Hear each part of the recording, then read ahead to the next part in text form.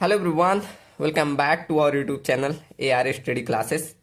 सो हम पढ़ रहे हैं डिजाइन ऑफ कंक्रीट स्ट्रक्चर, जिसमें मैंने प्रीवियस लेक्चर में डबली रेनफोर्समेंट बीम का हमने पूरा सिलेबस कवर किया जितना हमारा हो सकता था। ठीक, हमने हालांकि क्वेश्चन कम किए हैं, वो हम जब रिवीजन करेंगे तो सिर्फ क्वेश्चन और डिजाइनिंग करेंगे। ठीक, हमने जो डिटेल में जितना हम सिलेबस को कवर कर सकते हैं अभी कवर कर रहे हैं। ठीक, चलो तो आज बढ़ते हैं हम सेकेंड टॉपिक पे। और हमारी यूनिट नंबर कौन सी चल रही है? यूनिट अभी हम सेकेंड पे ही हैं। आज हमारा दूसरा टॉपिक है जिसमें हमारा है फ्लैंज बीम। ठीक, फ्लैंज बीम में मेनली क्या होता है, जो हमारी मोनोलिथिक स्ट्रक्चर होती है। अब मोनोलिथिक क्या होता है अभी वो भी बता रहा हूँ। तो उसमें L&T मतलब स्ट्रक्चर बनते हैं, उन्हीं की डिजाइनिंग होती है। ठीक, तो L&T की डिजाइनिंग पढ़ेंगे। तो चलो बढ़ते हैं। तो मेरा अगर सिलेबस में देखा जाए आपका तो L और T दोनों का बोला है, लेकिन अभी तक जो आपका AQ एग्जाम में है ना, सबसे इंपॉर्टेंट होता है T का एनालिसिस। जितने भी आपका मतलब जितना भी आप क्वेश्चन उठा के देख लीजिए, सबसे ज्यादा पूछा गया है T का एनालिसिस। आप गेट तक के एग्जाम में देख लेंगे तो T के एनालिसिस तक पूछा है। ठीक, तो हम सिर्फ T के एनालिसिस तक पढ़ेंगे क्योंकि उससे के आगे कभी पूछा ही नहीं जाता। सिलेबस बहुत बड़ा है, आप खुद ही स्किप करना चाहेंगे। अभी आप आगे बढ़िएगा, अगर आपका मन होगा बताइएगा, मैं L सेक्शन भी पढ़ा दूंगा। ठीक, चलो तो बिना टाइम वेस्ट किए पढ़ते हैं। तो पहला मैंने एक टर्म यूज किया, मोनोलिथिक स्ट्रक्चर। अब ये क्या होता है? देखो, अभी इसी मोनोलिथिक स्ट्रक्चर के अंतर्गत हमारा ऐसे देखो, ये वाला आपको जो फिगर दिख रहा होगा इसी को मोनोलिथिक स्ट्रक्चर बोलते हैं। अब देखो ये कौन सा स्ट्रक्चर है? सबने देखा है मोनोलिथिक स्ट्रक्चर। आप अभी अपने कॉलेज में है ना, तो कॉलेज की छत पे जब आप देखते हैं तो ऐसा आपको एक स्लैब दिखेगा, उसी में ये हमने काफी बड़ा बना दिया, ऐसे बीम दिखते होंगे, ऐसे दिखता होगा ना, ऐसे बीम फिर स्लैब, फिर इसके बाद थोड़ी देर पे ऐसे बीम गया होगा फिर स्लैब। ठीक, तो जो एक साथ मतलब बीम और स्लैब दोनों ढलाई होती है ना, उसी को हम कहते हैं मोनोलिथिक स्ट्रक्चर। ठीक, नहीं समझ में आया? चलो मैं लिख के एक बार तब समझाऊं कि हम जब कास्ट करते हैं बीम और स्लैब दोनों एक साथ, जो हमारा एक स्ट्रक्चर बनता उसी को हम मोनोलिथिक स्ट्रक्चर कहते हैं। देखो यहां लिख दूं, when casting of concrete slab and beam, when casting of concrete slab and beam both done simultaneously मतलब एक साथ। ठीक, simultaneously, तो उस स्ट्रक्चर को वही कह रहा है कि जब मतलब हम क्या बोले, जब हमारा कास्टिंग कंक्रीट स्लैब और बीम दोनों एक साथ किया जाए तो उसे हम क्या बोलते हैं? The structure is called monolithic structure. The structure is called monolithic structure. ठीक, समझ में आया? यही हम आप जो ये फिगर बनाए हैं, ये आपका ऊपर का जितना पोर्शन है, देखो ये जितना ऊपर का भाग है, आप ये क्या है? स्लैब। और ये क्या है? मैंने काफी लंबा बना दिया, ऐसे छोटा सा बनाना था। तो ये आपका बीम है, ये आपके बीम है। आपने अगर अपना कॉलेज में जाकर देखिएगा या कहीं भी ऐसे बड़ी बड़ी बिल्डिंग्स में ऐसे काफी बनती है, लोकल छोटे मोटे घरों में तो नहीं बनता, लेकिन जो बड़ी बड़ी स्ट्रक्चर होती है ऐसे बीच में बीम बनी होती है, तब स्लैब बना होता है। ठीक, तो ऐसा स्ट्रक्चर आप देखना चाहें अपने खुद आसपास के मतलब बड़ी बिल्डिंगों में देख सकते हैं। तो ये एक प्रकार का ये जो हमने बनाया है ये मोनोलिथिक स्ट्रक्चर है। ये कुछ ऐसे आगे की तरफ अगर ऐसे बढ़ा दें, देखो मैं क्या करूं, पूरा स्लैब की तरह दिखा दूं। ठीक, ये ऐसे मतलब क्रॉस किया हूं कि आगे ऐसे बना हुआ है। ठीक, चलो अब आपको मालूम चला कि ये एक स्लैब पूरा है। ठीक, और ये हमारा छोटा छोटा बीम है। अब इसी बीम में आप देखेंगे तो आपको L और T दोनों सेक्शन दिखेंगे। कैसे? अगर मैं दूसरे पेन से बनाऊं, जैसे यहां से अगर इसको कट करूं, मान लो ऐसे कट कर दिया, तो आपको देखिए यहाँ T दिख रहा है कि नहीं? देखो ऐसे ये पूरा पोर्शन आपको T सेक्शन दिख रहा है कि नहीं? दिख रहा है कि नहीं? ऐसे हमारा T बन जाता है। अगर आपको L दिखाऊं, दूसरे पेन से दिखा दूं, चलो यहाँ अब इस साइड अगर आप देखेंगे तो ये हमारा एक प्रकार से L बीम बन रहा है कि नहीं? ये पूरा L एक प्रकार से L सेक्शन कहें या L बीम बन रहा है कि नहीं? ठीक, और सबका नाम नेमिंग कर दे। ये पूरा आपका मोनोलिथिक स्ट्रक्चर हो गया। क्या हो गया? Monolithic structure. और हमने यहां क्या बनाया? ये हमारा एक प्रकार से टी बीम हुआ, टी बीम। और ये हमारा क्या बना यहाँ? L beam. तो इस प्रकार से हमारा एक मोनोलिथिक स्ट्रक्चर से हमारा एल और टी निकल के आता है। अब ऐसा हम क्यों करते हैं? क्यों? इस हमारा एक साथ बनाने का क्या पर्पज होता है? स्ट्रेंथ को इंक्रीज करने के लिए। ठीक, तो यहां लिख सकते हैं कि this is done to increase the strength of structure. ये हम क्यों कर रहे हैं? जिससे हमारे स्ट्रक्चर का स्ट्रेंथ बढ़ जाए। ठीक, और ये हमारा एक प्रकार का कौन सा मोनोलिथिक किस प्रकार का स्ट्रक्चर? एक प्रकार का ऐसे कंटिन्यूअस स्ट्रक्चर है। तो ये भी लिख सकते हैं कि it is a continuous structure. ठीक, और इसी हमारे मोनोलिथिक स्ट्रक्चर में कौन कौन से एल और टी बीम बने? एल और टी दो प्रकार के बीम भी बने। तो ये भी लिख सकते हैं कि इन मोनोलिथिक स्ट्रक्चर इसमें एल और टी बने। और कोई आपको बीम बनते हुए दिख रहा? आप यहां देखेंगे ये भी टी बना। ऐसे अब आगे जाएंगे तो एल एंड टी दो ही प्रकार के बनते दिख रहे हैं। तो कौन कौन से? फर्स्ट एंड सेकंड दो प्रकार से बनते हुए दिखे। कौन? पहला हमारा बना एज पे, जो एकदम किनारे पे बना है। एज बीम में कौन सा बना? वो हमारा एल बीम बना।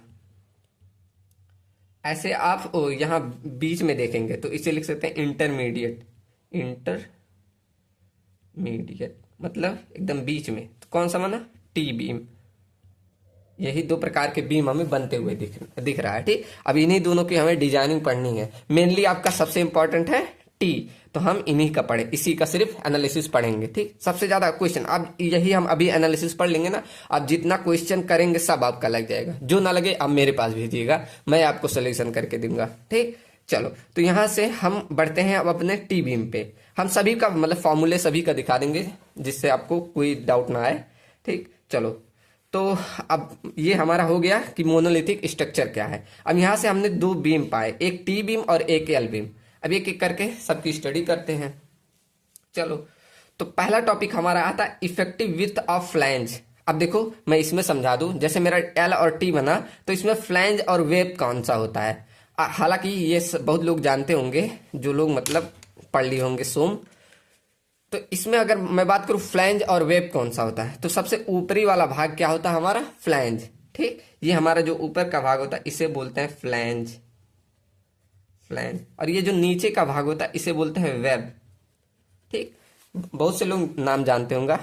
ठीक, चलो तो ये हमारा फ्लैंज हो गया, ये वेब हो गया। अब यहाँ एक टर्म लिखा है कि इफेक्टिव विड्थ ऑफ फ्लैंज। अब इसका मतलब क्या है? जैसे मान लो इस मेरा जो ये टी सेक्शन है, अब इस पे एक यूडीएल लोड लग रहा है। ऐसे ऊपर से मैं एक यूडीएल लोड लगा दूं, मान लो ऐसे यूडीएल लोड लग रहा है, ऐसे यूडीएल लोड लग रहा है। ठीक, अब यूडीएल लोड लग रहा है, जैसे मेरा ये हाथ है, अब इस पे पूरा लोड लग रहा है। तो ये मतलब इसका कौन सा पोर्शन रहता है जो सबसे ज्यादा इस लोड को वियर करता है? अगर आप देखेंगे तो ये किनारे, अगर मैं मान लूं यहाँ किनारे ऐसे लोड रखा सबसे ज्यादा, ऐसे किनारे साइड, तो यहाँ लोड उतना मतलब अच्छे से नहीं वियर करेगा, लेकिन इसके थोड़ा इधर ये अच्छे से वियर करेगा। तो यही हमारा आईएस कोड क्या बोला? जितना पोर्शन ऐसे बीम में यहाँ किनारे आप रखेंगे तो इतना अच्छे से वियर नहीं करेगा, इस दोनों किनारों पे अच्छे से नहीं वियर करेगा। लेकिन इसका एक इफेक्टिव विड्थ हमने डिसाइड किया, जहां पर ये लोड अच्छे से मतलब एकदम इफेक्टिवली वियर कर ले रहा है, वही हमारा इफेक्टिव विड्थ बोला। जैसे अब कौन सा पोर्शन हुआ? जैसे ये हमने लोड लगाया तो कुछ ऐसे ये बीम ऐसे बेंड कर गई, ऐसे मान लो ये बेंड कर गई, किनारे का भाग ऐसे बेंड हो जाएगा ना, ऐसे बेंड कर गई। ठीक, तो आप देखेंगे इस बीच में इतने ये यहां से लेके यहां तक ये इफेक्टिवली मतलब सह गई, मतलब उतना लोड वियर कर गई। लेकिन किनारे का पोर्शन क्या हुआ? हमारा ये मुड़ गया, मतलब लोड को वियर नहीं कर चुका। तो जो ये पोर्शन मतलब लोड को अच्छी तरीके से वियर कर लेगा, उसी को हम इफेक्टिव विड्थ बोलते हैं, जिसे बी इफेक्टिव बोलते हैं। अब यही मतलब इसके लिए हमारे आईएस कोड ने फार्मूला दिया है, जैसे अकॉर्डिंग टू मतलब आईएस कोड क्या कहता है कि हमेशा बी जो इफेक्टिव की है लेंथ जो होती है हमेशा कम होती है, और ये टोटल मतलब विड्थ से हमेशा कम होती है। ये टोटल विड्थ है, टोटल विड्थ से हमेशा कम होना चाहिए। क्या बोलता है IS code? According to Indian standard 456/2000। ठीक, अब ये क्या बोलता है कि बी इफेक्टिव की जो वैल्यू है ना वो हमेशा कम होनी चाहिए। किससे? बी से। ये हमेशा ध्यान रखिए। ठीक, अब इसके फॉर्मूलेज है ये हमें ज्ञात करने पड़ेंगे। ठीक, चलो यहां पर लिख देते हैं। अब देखो हमारा स्ट्रक्चर जो है दो प्रकार के मतलब स्ट्रक्चर बनते हैं। एक होता है आइसोलेटेड स्ट्रक्चर, एक होता है मोनोलिथिक स्ट्रक्चर। अब ये क्या होता है ये भी समझिए।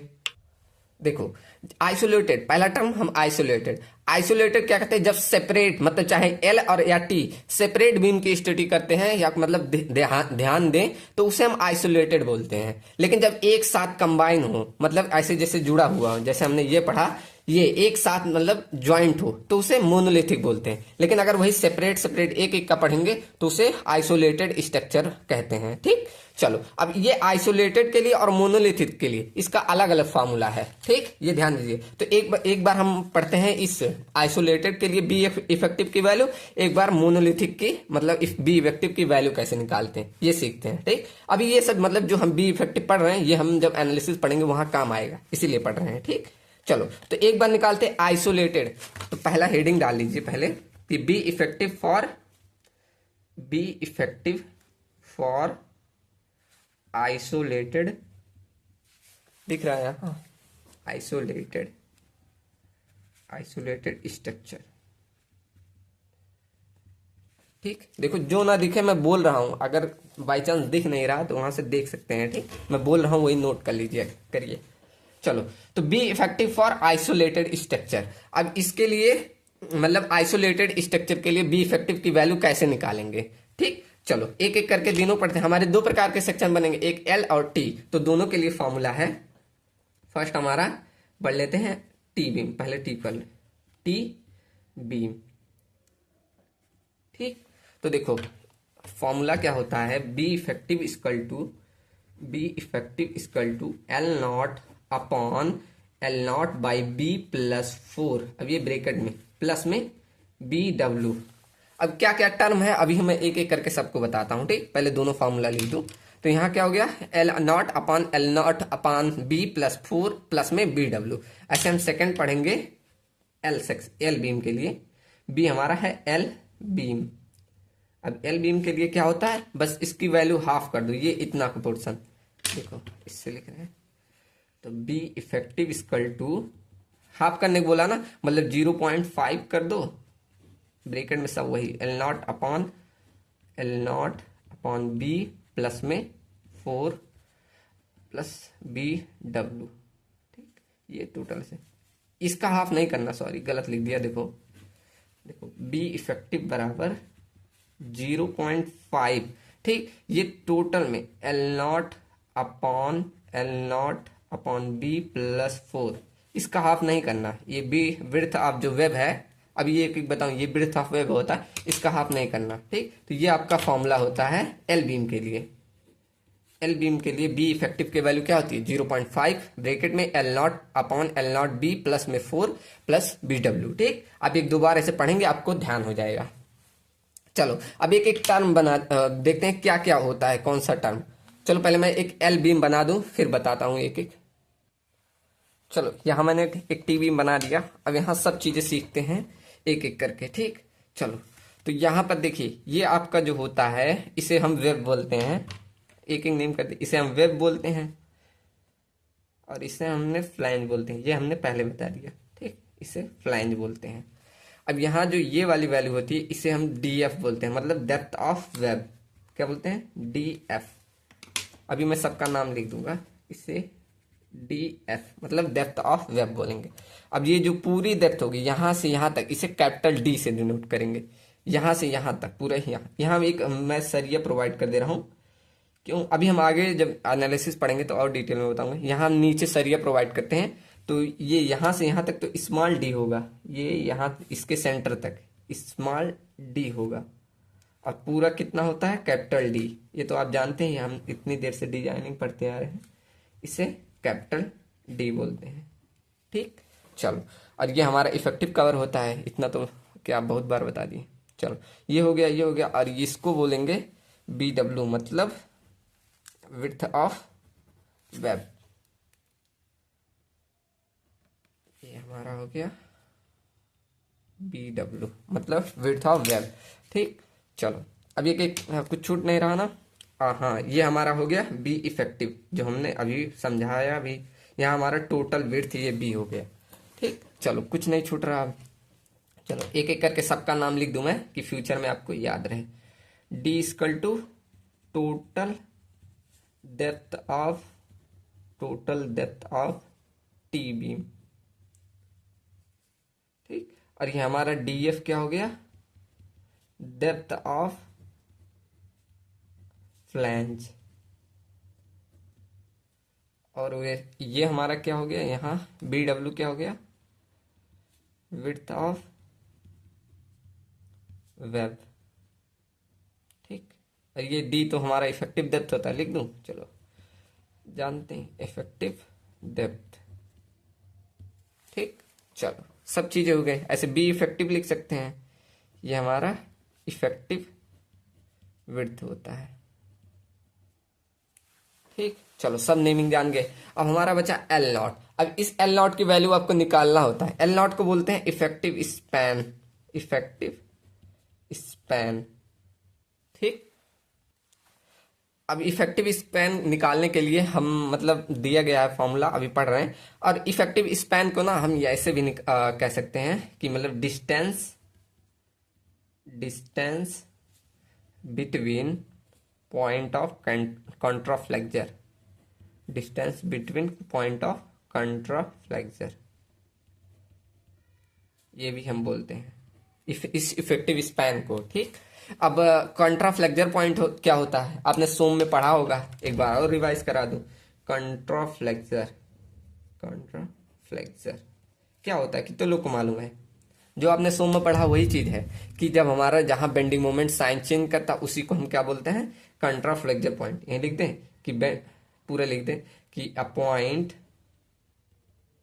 Point where bending moment change the sign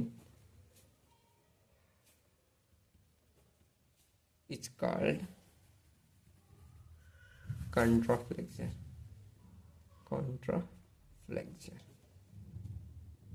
ठीक, चलो, यहां से हमने समझ गए एल नॉट। अब इस एल नॉट की वैल्यू अगर आपको बीम की कंडीशन पे डिपेंड दी गई है। ठीक, अगर जैसे आपका बीम सिंपली सपोर्टेड है या कंटिन्यूअस, तो उसमें कौन सा सेक्शन, मतलब किस प्रकार से आप लेंगे एल नॉट। ठीक, यहां लिख दे टाइप ऑफ बीम या बीम, और यहां पर एल नॉट की वैल्यू। ठीक, जैसे आपका बीम अगर सिंपली सपोर्टेड है तो उसके लिए 1.0 एल लिया जाता है, लेकिन आपका अगर कॉन्टिन्यूअस है, तो उसके लिए 0.7 एल लिया जाता है। कितना बोला मैंने पहले में? अगर सिंपली सपोर्टेड बीम है तो बस 1.0 मतलब जो हमारा लेंथ रहेगा उससे आप एल से 1 से मल्टीप्लाई कर देंगे तो आपको वही, मतलब वही वैल्यू रहती है। ठीक, लेकिन आपका अगर कंटिन्यूअस बीम है तो आपका 0.7 इंटू एल, इंटू करे या एल लिख दे। ठीक, मतलब वही गुणा ही होता है साथ में। तो एल से आप 0.7 का मल्टीप्लाई करें इन कंटिन्यूअस में, तब आपका वो इफेक्टिव स्पैन कहलाता है। इस प्रकार आप ज्ञात कर सकते हैं। ठीक, चलो, हमने अब सीख लिया कि अगर हमारा आइसोलेटेड स्ट्रक्चर है तो हम कैसे इफेक्टिव विड्थ निकालेंगे, एल बीम के लिए और टी बीम के लिए। ठीक, दोनों के लिए हमने सीख लिया। अब चलिए हम सीखते हैं किसके लिए, मोनोलिथिक स्ट्रक्चर। अगर आपका स्ट्रक्चर सेकंड मान लो मोनोलिथिक स्ट्रक्चर हो जाए, पूरा लिख दूं कि be effective for monolithic structure, अगर आपका मोनोलिथिक स्ट्रक्चर है तब आप कैसे निकालेंगे, एक एक करके दोनों बीम के लिए फॉर्मूला है। देखो, ए हमारा टी बीम एंड दूसरा हमारा है बी हमारा एल बीम। ठीक, तो देखो इसके लिए क्या होता है, पहले मुझे मोनोलिथिक स्ट्रक्चर बनाना पड़ेगा तब समझ में आएगा। रुको मैं बना दूं, एक पेज में बना दूं फिर समझाऊं। देखो मैंने यहाँ एक मोनोलिथिक स्ट्रक्चर बना दिया। यही होता है ना मोनोलिथिक स्ट्रक्चर, जब हमारे क्या बीम और स्लैब दोनों एक साथ बनाया जाए तो उसे हम मोनोलिथिक स्ट्रक्चर बोलते हैं। ठीक, चलो इसमें एक एक का नाम बता दूं। जैसे ये यहाँ पर अगर देखेंगे ऐसे, मतलब कोई स्ट्रक्चर यहाँ काट दूं तो यहाँ पर आपका कौन सा सेक्शन बन रहा है? ये हमारा बन रहा है एल बीम, यहाँ बन रहा है एल बीम। ऐसे यहाँ बीच में अगर हम देखें तो यहाँ कौन सा बन रहा है? दूसरे कलर से दिखाएं, यहाँ हमारा बन रहा है टी बीम। ठीक, ये हमारा बन रहा है टी बीम। ठीक, चलो अब इनके बीच में जो ये डिस्टेंस है इनको नेमिंग कर दें। जैसे यहाँ पर इसकी जो विड्थ है इसे मान लो B1 है, इसको मान लो B2 है, एंड इसके बीच की डिस्टेंस मान लो B3 है। ठीक, अभी मैं इसी से फार्मूला निकालूंगा इसीलिए बता रहा हूँ। और ये मान लो इस वेब का विड्थ है BW1 मान लो, इसको मान लो BW2 मान लो, एंड इसको मान लो BW3 मान लो, एंड इसको मान लो BW4। ठीक, चलो और ये इसको मान लो डेप्थ ऑफ फ्लैंज DF। ठीक, तो आप इसके मतलब दो वैल्यू होती हैं। जैसे टी बीम है तो पहला फॉर्मूला होता है B effective equal to L0/6। L0 हमारा होता है इफेक्टिव स्पैन बाई 6 प्लस में BW। अब जो जिस पे आप निकाल ले, जैसे यहाँ हम T हमारा मान लो इसी बन रहा है तो यहाँ BW2 है तो 2 लगा दें। जैसे हम इसके लिए निकालते तो BW3 लिखते। ठीक, जिसके लिए निकालोगे वहां ऐसे फिगर बना देगा या तो BW की वैल्यू दे देगा। तो हम इसके लिए निकाल ले तो इसके लिए विड्थ कितना BW2 है तो BW2 लिख दे रहे हैं। प्लस में अब क्या करेंगे, इस जो है डेप्थ ऑफ फ्लैंज इसका 6 टाइम करेंगे, 6 time depth of flange 6 DF। ठीक, एंड इसका सेकंड फॉर्मूला होता है B इफेक्टिव इक्वल टू, अब यहां से देखेंगे जैसे मुझे ये इसी का निकालना है तो इसका हाफ, मतलब ये B1 का हमने क्या किया, आधा किया तो B1/2। देखो आधा किया ना, टी बीम बनाने के लिए हमने आधा किया तभी तो बना है। तो B1/2 प्लस में, अब ये देखो ये बीच में जो आया इसको प्लस कर दो, मतलब BW2 आया प्लस में। अभी देखो इस B2 का भी हाफ करना पड़ेगा, B2/2। ठीक, अब इन दोनों में से जो वैल्यू मिनिमम होगी उसको हम लेंगे, दोनों के लिए निकालना होगा। और जो वैल्यू मिनिमम आएगा मतलब लिख सकते हैं विच एवर इज मिनिमम, उसको हम यूज करेंगे एज अ इफेक्टिव विड्थ के लिए। ठीक, समझ में आया ना कैसे निकाला? पहला हमारा फॉर्मूला था L0/6 प्लस BW2 प्लस में 6 DF। सेकंड हमारा इस फिगर से एकदम क्लियर हो जाएगा आपको, अगर फिगर ध्यान है कि इसका हाफ देखो आधे पोर्शन पे यहाँ बन रहा है तो B1 का हाफ प्लस में BW2 प्लस B2 का हाफ। ठीक, और इनमें से जो वैल्यू मिनिमम रहेगी वही हमारा टी बीम रहेगा। ऐसे हम एल बीम के लिए निकाल सकते हैं। चलो तो L का मतलब इसका आधा कर दीजिए बस। देखो इसका आधा कर दे, पहला फॉर्मूला रहेगा B effective equal to L0 का आधा कितना हो जाएगा, तो यहाँ 1/2 से मल्टीप्लाई करेंगे तो ये तो 12 हो जाएगा। प्लस अब ये BW2 का हाफ मतलब करने लगेगा, यहाँ तो BW1 है तो यहाँ BW1 है, देख लीजिए पहला इसका हम निकाल लेना तो इसके लिए BW या BW1 लिख दीजिए। ठीक, प्लस में अब इसका हाफ कर दिया, 6 का हाफ करेंगे कितना आ जाएगा 3 DF। ट्रिक बता रहा हूं मैं आपको, ऐसे या तो ऐसे ध्यान रखिए या तो ट्रिक, इसका हाफ करना, इसका हाफ करिए कितना हो जाएगा L0/6 का हाफ करेंगे तो L0/12, 1/2 से तो हाफ करते हैं, इससे आ जाएगा प्लस BW1, इसका मतलब विड्थ लेंगे BW1 प्लस में अब ये 6 DF, इसका हाफ करेंगे कितना 3 DF। ठीक, ऐसे सेकेंड फॉर्मूला निकल जाएगा मतलब इफेक्टिव विड्थ इक्वल टू, अब यहाँ देखिए BW1 प्लस में, अब यहां तक आधक बन रहा है तो प्लस में B1/2। ठीक, इस फिगर से आपको एकदम क्लियर हो रहा होगा। ठीक, तो ये फिगर जरूर बना लीजिएगा। तो इनमें भी हम क्या देखते हैं, दोनों में से जो हमारा मिनिमम होता है, मतलब विच एवर इज मिनिमम। ठीक, तो आप ऐसे निकाल सकते हैं L एंड T बीम का क्या इफेक्टिव विड्थ। ठीक, तो यहां हमने सीख लिया कि कैसे हम एक मोनोलिथिक स्ट्रक्चर के लिए इफेक्टिव विड्थ को निकालेंगे। चलो एक हमने यहाँ 2 क्वेश्चन भी नोट किया है जिससे कॉन्फिडेंस बढ़ जाए, क्योंकि अभी जब हम एनालिसिस पढ़ेंगे अब काफी क्वेश्चन करेंगे तो वहां कभी कभी इफेक्टिव विड्थ आपको कैलकुलेट कभी क्या हमेशा आपको करना पड़ेगा। ठीक, तो एक हम क्वेश्चन कर रहे हैं, एक आपको देंगे। ठीक, मैंने 2 क्वेश्चन नोट किया है, यहाँ इसकी डाटा में अभी लिख दूंगा। ठीक, चलो तो एक क्वेश्चन मैं यहाँ करके दिखा रहा हूँ। जैसे हमारा दिया गया है find value of effective width if the effective span is 6 metre. अब देखो यहाँ इफेक्टिव स्पान मतलब एल नॉट की वैल्यू हमें दी है, कितनी दी गई है, 6 मीटर। ठीक, और हमारा ये कौन सा प्रकार का स्ट्रक्चर है, ध्यान दीजिए, हमने बताया था कि जब हम एक सेपरेट का स्टडी करते हैं तो उसे क्या बोलते हैं, आइसोलेटेड, मतलब आइसोलेटेड स्ट्रक्चर बोलते हैं। ठीक, तो यहां बोल सकते हैं फॉर आइसोलेटेड टी बीम। ठीक, मैं आइसोलेटेड का करा दे रहा हूं, आपको मोनोलिथिक का करना रहेगा। चलो, तो ये हमारा कौन सा क्लियर हो गया कि हमारा आइसोलेटेड टी बीम है। अब इसके लिए मैंने फॉर्मूला बताया था, क्या बताया था, जैसे बी इफेक्टिव इक्वल टू, अभी ऊपर लिखा है l not upon l not by b plus 4 plus में बी डब्ल्यू, यही लिखवाया था ना, जाकर एक बार और चेक कर लीजिएगा क्या लिखवाया है, l not by b plus में 4 प्लस में बी डब्ल्यू। ठीक, जैसे हमारा बी क्या होता है, टोटल इफेक्टिव विड्थ बी।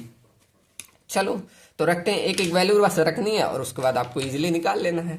चलो रख लो, एल नॉट की वैल्यू कितनी है, यहाँ इफेक्टिव स्पैन होता है, मतलब इफेक्टिव स्पैन हमारा 6 मीटर है। अब सब वैल्यू एमएम में है तो इसको भी एमएम में बदल लो, तो 6000 एमएम।